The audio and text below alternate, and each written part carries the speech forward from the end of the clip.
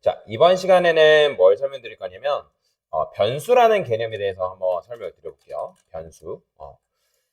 예를 들어서 이런 거랑 이렇게 생각하면 되는데, 자, 여러분들이 이제 이렇게 이해하시면 됩니다. 자, 미지수 x에다가 우리가 10을 넣었대요. 그럼 x 플러스 50이라면 요거 계산하면 뭐죠? 60이죠. 자, 사실 요것만 이해할 줄 알면 변수 개념은 끝난 거나 마찬가지예요.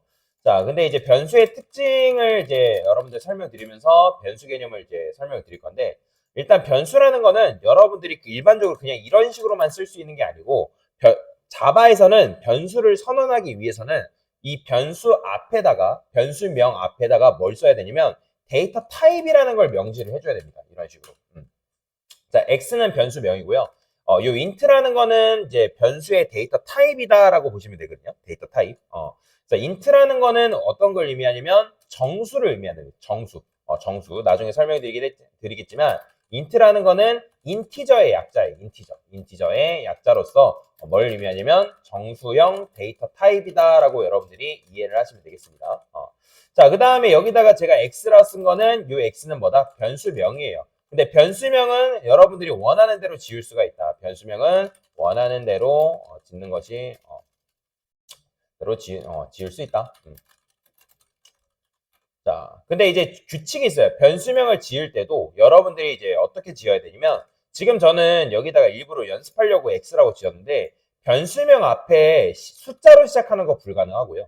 그 다음에 여기다가 빼기로 시작하는 거 불가능하고 그 다음에 특수기호가 오는 것도 불가능합니다. 그러니까 유일하게 특수기호가 오는 거는 언더바 정도는 허용이 돼요. 언더바. 그 정도 허용이 됩니다. 한글로 여러분들이 변수명 짓는 거 가능해요. 근데 잘 안 지어요. 그 다음에 영문 대문자로 이제 변수명 짓는 것도 가능한데 보통 영문 대문자로 변수명이 시작되지 않습니다. 자, 여튼 이런 식으로 변수를 지을 수 있는데 자, 근데 이제 변수명 짓는 규칙도 이따가 적어 드릴게요. 그래서 변수를 여러분이 만드실 때는 변수명 앞에다가 반드시 데이터 타입을 명시를 해줘야지만 여러분들이 변수를 사용할 수가 있다. 자, 그래서 지금 이게 뭐냐면 변수를 여러분들이 뭐 한 거냐면 선언 또는 정의한 거다라고 보시면 됩니다. 그래서 왜냐면 변수라는 거는 선언, 정의가 되어 있어야지만 사용할 수 있고 자, 정의를 하고 나서 여러분들이 여기다가 x는 10 이런 식으로 내가 값을 넣을 수가 있다라고 보시면 될 것 같습니다. 자, 그래서 첫 번째 변수의 특징에 대해 설명드리면 변수는 선언 그 다음에 정의되어야만 사용이 가능하다라고 보시면 되고요. 그 다음에 자바에서는 자바 변수에는 자바는 변수를 선언할 때 변수명 앞에 반드시 데이터 타입을 명시해야만 변수를 사용 가능하다. 이런 식으로. 그래서 그리고 변수의 특징 아까 설명드렸죠? 변수명을 지을 때는 숫자로 시작하거나 숫자, 그 다음에 특수기호, 특수문자, 근데 언더바 제외. 여기다 특수문자로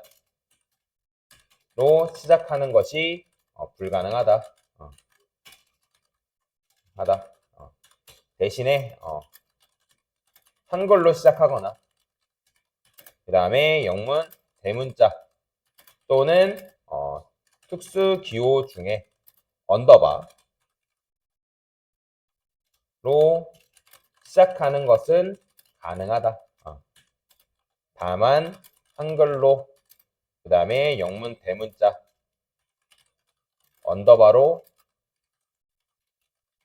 변수명을 시작하지는 않는다. 변수명을 짓지는 않는다. 그로 시작하여 변수명을 짓지는 않는다. 이런 식으로 이해를 하시면 됩니다. 자, 이거는 뭐 이렇게 적어둘까요? 자, 됐어요. 자, 그 다음에 이제 이렇게 선언했잖아요. 제가 여기다 그러면 x를 한번 출력해 볼 건데, 아까 이제 문장과 숫자는 더하는 게 가능하다 했잖아요. 그죠? 그러면, 자, 지금 요 x는 뭘로 보면 될까요? 우리 눈에는 지금 x 자체지만, 실제로 얘는 뭐 취급되겠냐면, 10인 거예요, 10. 이해되시나요? 그러니까 우리 눈에는 이게 x지만 실제로 뭐 취급당한다고요? 10 취급당한다고요. 그러면 실행했을 때 뭐가 나오냐면 아까 문장과 숫자는 더하는 게 가능하다 했기 때문에 실행했을 때 x는 10 해가지고 이런 식으로 완성이 되어 있는 걸 여러분들 확인할 수가 있다라고 보시면 돼요. 자, 그리고 변수를 이런 식으로 우리가 선언을 해야지만 사용할 수 있는데 변수를 내가 변수형을 만들고 그 뒤에 이렇게 값을 넣어도 되는데 내가 변수명을 만들자마자, 그러니까 즉 변수를 만들자마자 값을 넣고 싶다고 하면 그냥 여기다가 그냥 곧바로 이렇게 값을 집어넣는 것도 가능하다. 자, 그래서 이런 걸 뭐라고 하냐면 변수 초기화다라고 얘기합니다. 즉 내가 변수를 만들자마자 값을 10으로 넣었기 때문에 이런 식으로. 자, 근데 여기다가 여러분들이 내가 x라는 변수에다가 또 다른 값을 넣고 싶다 해가지고 int x 해가지고 20 이렇게 쓰면 이거 될까요? 안 될까요? 이거 안 됩니다. 자, 실행을 해보면 여러분들이 이제부터 에러 메시지를 읽는 연습을 하셔야 되거든요. 자, 에러가 뜨면 에러가 뜬다 해가지고 그걸 무시하는 게 아니라 에러가 떴을 때 그 에러 메시지를 어떻게 찾냐. 자, variable x is already defined in method main. 이게 무슨 말이에요? 사실 영어를 조금만 할 줄 알면 여러분들 해석할 수 있는 건데, 그러니까 메인 메서드, 즉 이게 메인 함수가 메서드란 말이에요. 그러니까 메인 메서드에 x라는 변수가 이미 뭐래요? variable이 변수예요. x라는 변수는 이미 뭐래요? 정의 되어 있다. defined ed잖아요. ed. 과거죠. 그러니까 이미 정의되어 있다는 거예요. 그러면 여러분들이 이것만 해석하면 지금 내가 int x라는 게 이미 있기 때문에 여기에 또 int x라는 변수를 정의할 수 없구나라고 알 수가 있다는 거죠. 자, 만약에 여러분들 이거 모르면 어떻게 할까요? 자, 모르는데 가만히 있어야 될까요? 아니면 검색을 통해서라도 해결을 해봐야 될까요?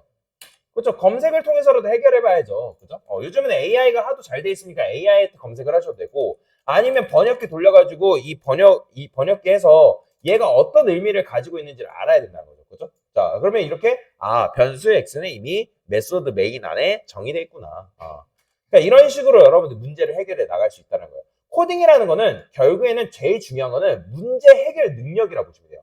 아까 제가 그 코딩 테스트를 푸는 이유를 설명 안 드렸는데, 기업에서 코딩 테스트를 여러분들한테 이제 보는 이유는 결국에는 여러분들 문제 해결 능력이 없냐, 그게 중요하기 때문에 코딩 테스트를 보는 거거든요.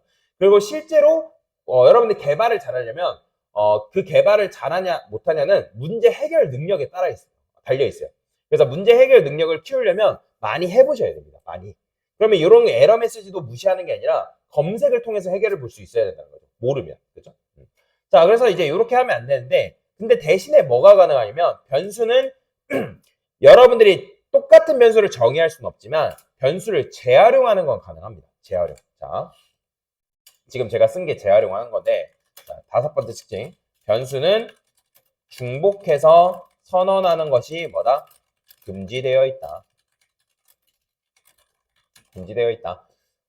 그러면 이제 이렇게 생각하면 돼요. 여러분들 이렇게 써버리면 이게 만약에 되진 않지만, 자바가 뭐라 하냐면, 야, 너 지금 x라는 변수를 만들었는데 내가 밑에서 x라는 변수를 또 만들게 되면 어떤 변수를 사용해야 되는지 모른다. 그러니까 자바가 경고를 내뱉는 거예요. 위험하다. 안 된다. 대신에 이렇게 하는 거는 이건 중복 선언한 게 아니라 기존에 있던 x라는 변수를 뭐 한 거냐면 재활용한 거다라고 보시면 돼요. 재활용한 거다. 그러면 기존에 있는 변수를 재활용했기 때문에 얘는 어떻게 되냐면 여러분들이 이렇게 생각하는 분이 있어요. 강사님, 지금 x라는 변수에 10이 들어있는데 20이라는 값을 여기다 또 집어넣었으니까 x라는 변수에는 10과 20이 동시에 들어있는 거 아닌가요? 아니에요.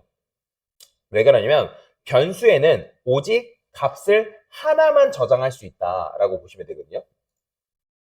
이렇게 생각하면 돼요. 실제 여러분들이 변수를 만들게 되면 변수라는 거는 어떤 특정 메모리 공간에 저장이 되는 건데, 자, 여기 지금 제가 x라는 변수를 만들었어요.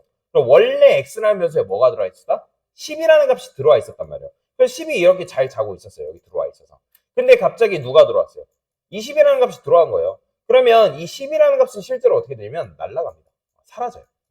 사라지고 그 공간에 누가 들어온다? 20이라는 값이 들어오게 된다라고 보시면 됩니다. 그래서 주객전도 된 거예요. 굴러온 돌이 박힌 돌 빼냈다, 뭐 그런 얘기 하죠. 자, 그래서 이 x라는 변수에 뭐가 20이라는 값이 들어온 순간 이 9번째 라인이죠. 9번째 라인에서부터 x는 뭐 취급된다? 바로 20 취급된다. 그럼 출력하면 뭐 나오는 거예요? 20 나오는 거예요. 20. 보이죠? 왜냐면 코드라는 거는 위에서 아래로 순차적으로 실행되다 보니까 x라는 변수에 우리가 10이라는 값을 넣었다 하더라도 지금 여러분들이 9번째 라인에서 내가 변수 재활용에 의해서 x라는 변수에 20이라는 값을 넣게 되면 그 공간에는 뭐가 차지하게 된다? 20이라는 값이 차지하게 된다. 그렇게 되면 출력했을 때 20 나온단 말이에요. 그래서 자, 6번째. 변수는 재활용이 가능하다. 그러면 뭐예요? 7번째 특징이죠. 변수를 재활용하게 되는 경우 기존 값은 사라지고 새로운 값이 변수 공간을 차지하게 된다. 그리고 이제 여기 안 적어놓긴 했는데 0번째 특징이라 그래 이렇게 씁시다. 얘를 0번째로 하고 1번째 변수는 값을 저장할 수 있는 뭐다? 공간이다. 공간이다 라고 여러분들 생각하시면 됩니다. 자, 그 다음에 제가 여기다가 이번에는 x는 x 플러스 30이라고 썼어요. 자, 그 다음에 여기다가 x 이렇게 써볼게요. 자, 이거 맞춰보세요. 뭐 나올까요? 그렇죠. 지금 여러분들이 여기 지금 x는 우리가 이렇게 썼잖아요. 이 는이라는 거는 우리가 수학 시간에 같다라고 배우긴 하지만 실제로 얘는 뭐냐면 대입연산자라고 합니다. 대입연산자. 즉 내가 어떤 특정 값을 대입하겠다. 그러면 얘도 어떻게 해석하면 되냐면 대입연산자이기 때문에 이 값을 대입하겠다 그런 의미예요. 그러면 대입연산자를 기준으로 했을 때 좌측에 있는 건 뭐냐면 변수고 우측에 있는 건 값이에요. 즉 여기다가 여러분들이 그냥 x 이렇게 쓴 건 다 뭘로 취급한다? 값으로 취급한다라고 생각하시면 되고 얘도 똑같아요. 여러분들 지금 대입연산자 우측에 있죠? 그러면 얘는 뭘로 취급하면 된다? 값으로 취급하면 되기 때문에 뭐다? 20인 거예요. 그럼 20 플러스 30이라는 건 뭐예요? 50이니까 50 결과가 뭐가 어디에 들어간다? x라는 변수에 들어가다 실행하면 뭐가 나와요? 50이라는 결과가 나오게 된다라고 보시면 되겠습니다. 자, 그래서 이게 바로 여러분들이 자바에서 변수를 사용하는 방법이다라고 보시면 돼요. 그리고 변수 같은 경우는 내가 변수명을 다르게 하면 얼마든지 다른 변수를 만드는 거는 가능해요. 여기다가 뭐 이런 식으로 만든다든지, 그죠? 대신에 동일한 변수명으로 변수를 선언하는 것은 불가능하다라고 여러분들이 생각하시면 되겠습니다. 자, 그래서 이게 바로 뭐다? 변수에 대한 개념이고 지금 변수의 특징 요거 전체적으로 설명드린 요 개념은 여러분들이 다 알고 있어야 되는 개념이다라고 생각하시면 되겠습니다. 자, 그래서 변수에 대한 개념에 대해서 설명을 드렸습니다.